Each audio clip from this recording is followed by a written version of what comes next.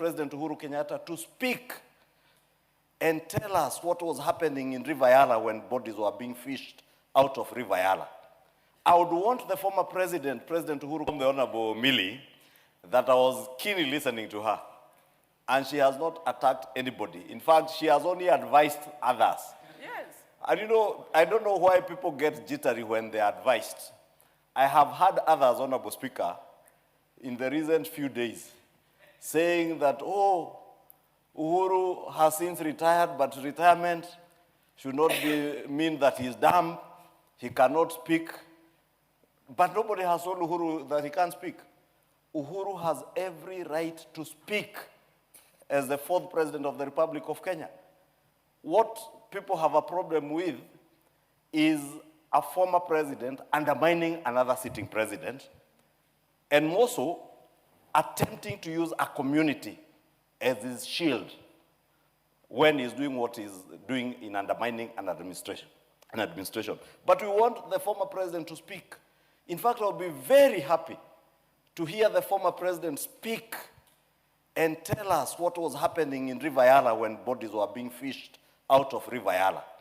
I would want the former President Uhuru Kenyatta, to speak and tell us what was happening when our economy was captured and subsidies drained the entire economy, when we drained our foreign reserves to almost below $6 billion, Honorable Speaker.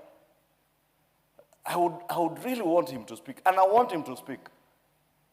So let us not be very quick to run to the defense of people who we want to speak, because there are things we want to hear them say.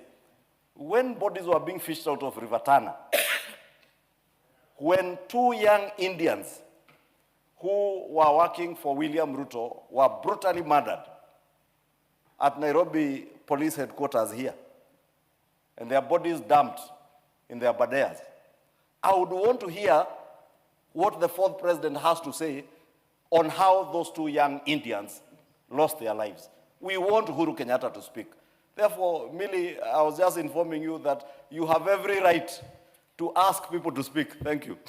Thank you. Thank you, Mr. Millie. Speaker. Mr. Speaker, I hope that I'll be given time because information... No, proceed. Yes, Mr. Speaker. Mr. Speaker, I just want to thank Honorable Ichungwa for his parliamentary and political skills, because he's purporting to inform me when he has actually informed Honorable Ndindi Nyoro. And I hope he has become very, very educated.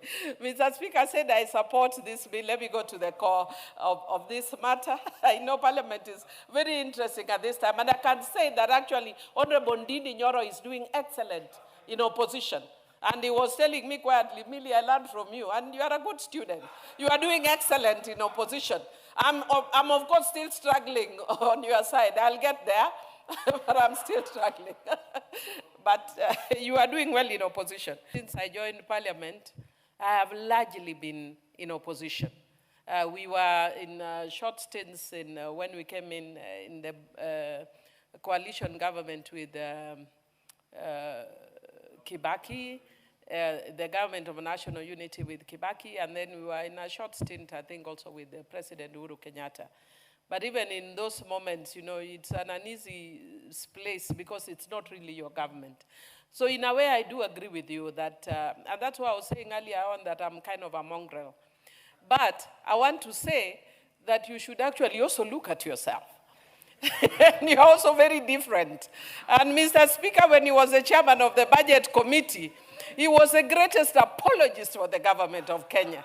And the things now, in fact, when you just oppose the things he was saying then and the things he's saying now, it's actually amusing. But that's the nature of politics. It's the same way I see people putting the things that Honorable Mbadi used to say and the Minister for Energy used to say. And what they say now is very different.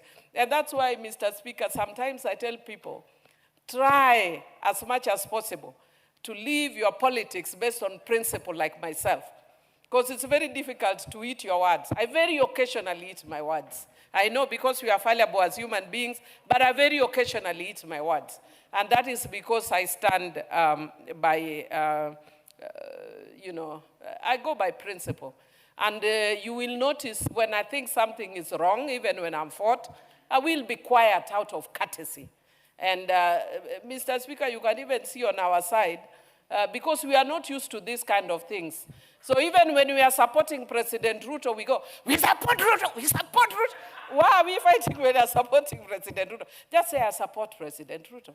Don't fight that you are supporting President. Until like one day, yesterday, I think I had one of our leaders saying, we are going for war.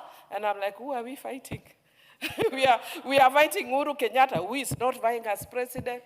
We are fighting Rigathi Gachagua, who is rudderless. He doesn't know where he's coming from, where he's going, because he has not even been clear, but we are busy fighting him.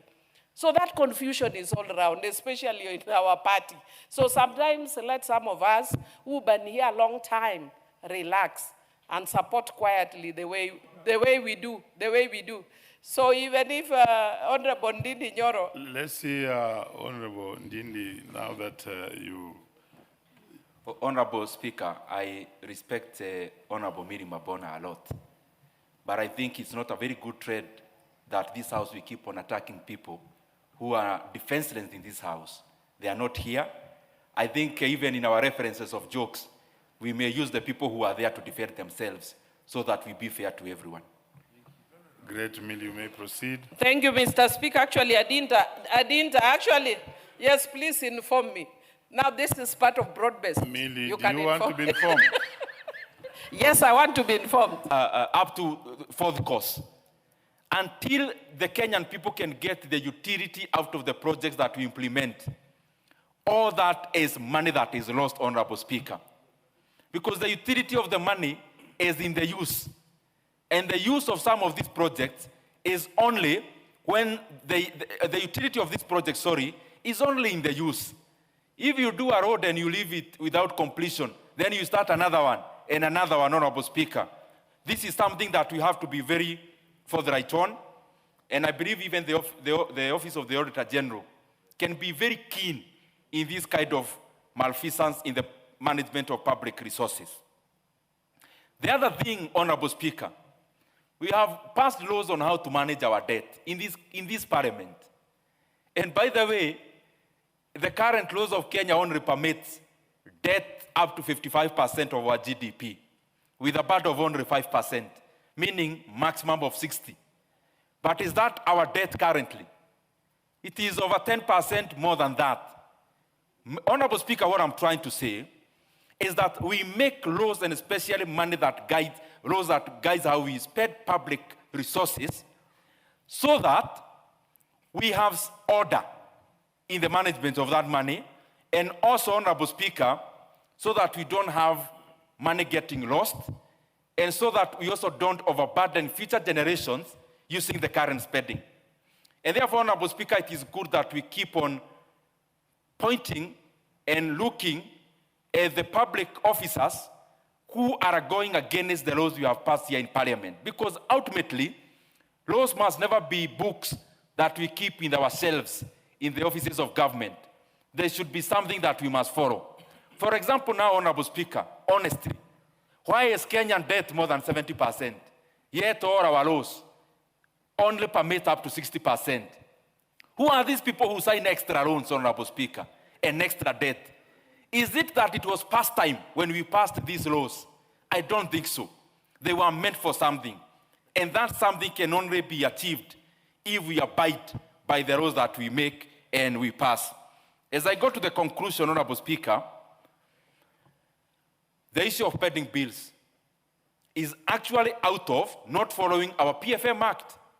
The reason why we have so many people crossing businesses here in Kenya out of the vagaries they have gotten by doing business with government as vendors is basically out of some of the people, some of us in government, and especially accounting officers, going against the PFM Act.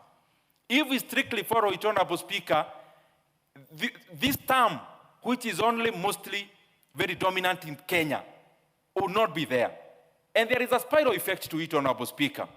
When we have entrepreneurs who get punished out of doing business with government, Honorable Speaker, we continue to decimate the most important factor of production in the current economy, Honorable Speaker, in the modern economy, which is entrepreneurship and ingenuity and the ability of human beings to produce.